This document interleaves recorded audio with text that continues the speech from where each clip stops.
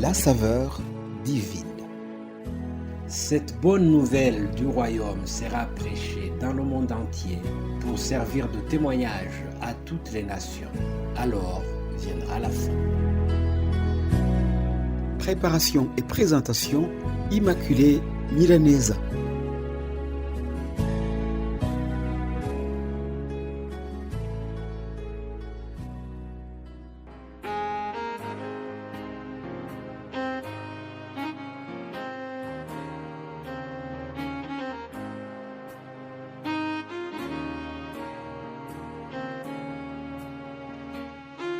Bienvenue très chers amis, frères et sœurs qui écoutent cette émission Saveur divine. Je rends grâce à Dieu qui m'a gardé toute la semaine et qui me donne encore l'occasion de partager avec vous sa parole pour aujourd'hui. Comme vous l'avez suivi cette semaine, nous avions comme thème la puissance de Dieu. Et avant de clôturer ce thème, pose-nous cette question. Quand est-ce que nous recevons la puissance de Dieu? Quelles sont les conditions pour qu'un être humain soit revêtu de la puissance de Dieu? L'apôtre Paul nous donne une réponse à cette question dans la deuxième lettre aux Corinthiens, au chapitre 12.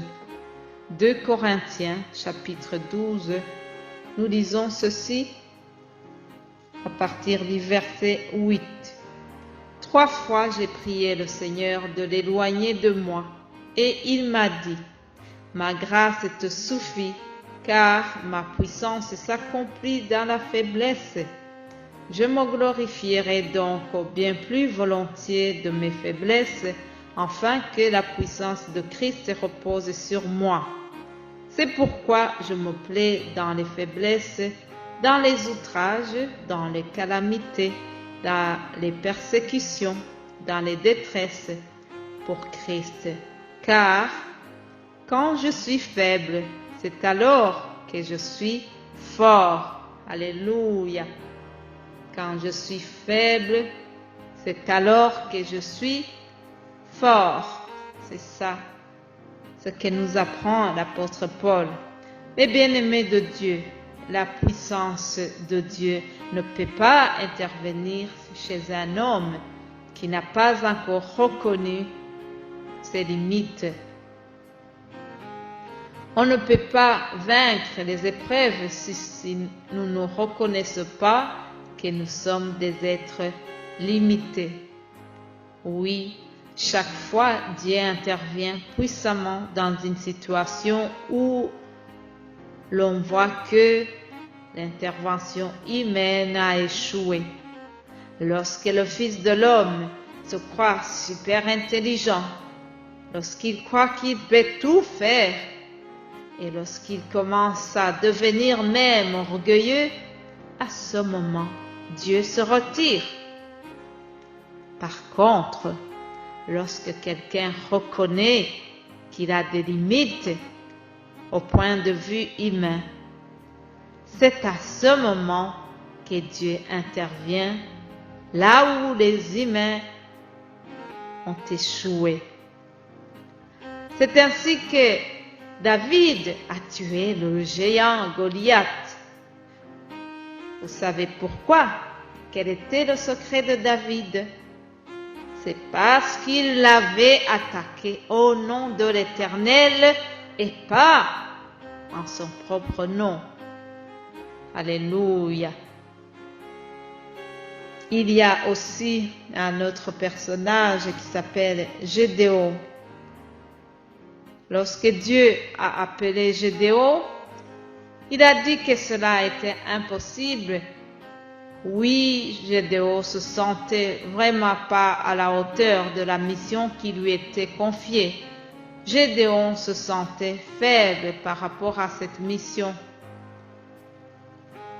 Et Dieu s'est tellement réjoui de la modestie de Gédéon.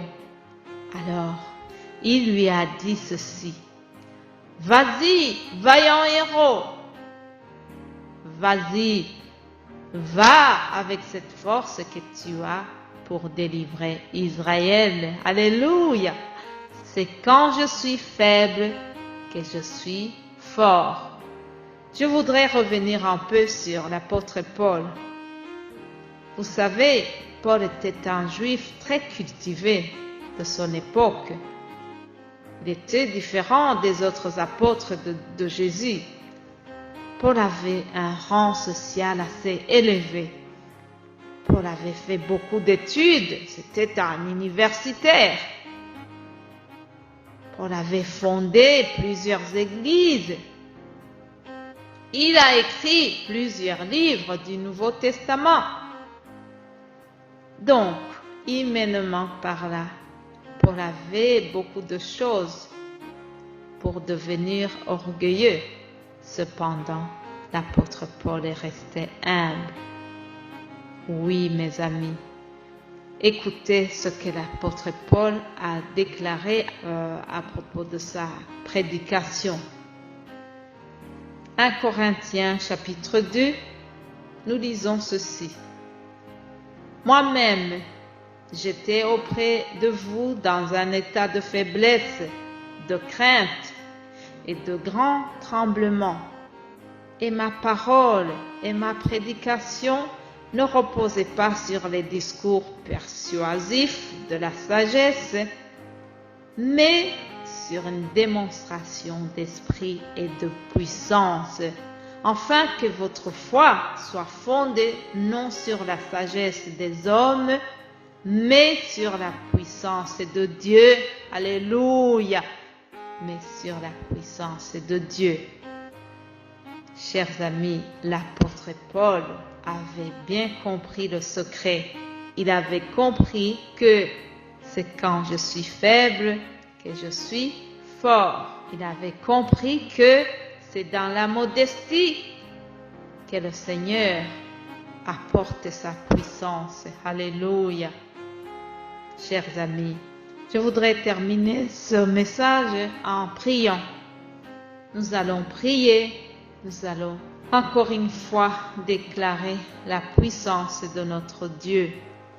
Seigneur, mon Dieu, mon roi, je te loue pour ce que tu es. Nul n'est comme toi parmi les dieux, et rien de semblable à tes œuvres. Tu es le Tout-Puissant Père. Aucun autre Dieu ne peut faire ce que tu as fait et ce que tu fais encore aujourd'hui. Alléluia.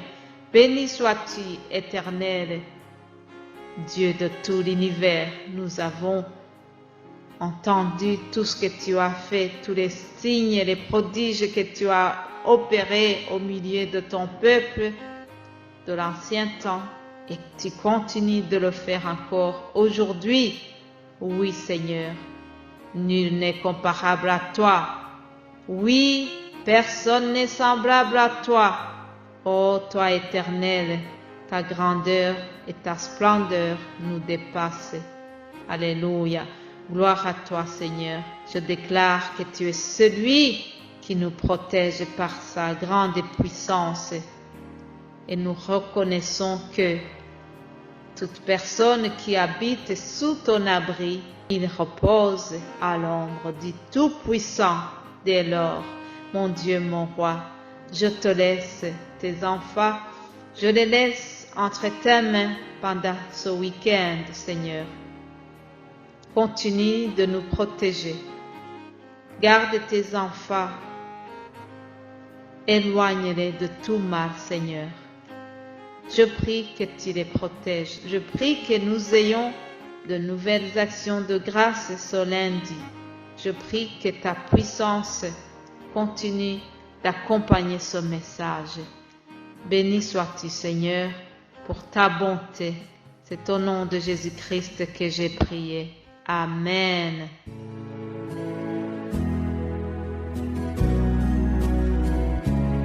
La saveur divine. Cette bonne nouvelle du royaume sera prêchée dans le monde entier pour servir de témoignage à toutes les nations. Alors viendra la fin. Préparation et présentation, Immaculée Milanesa.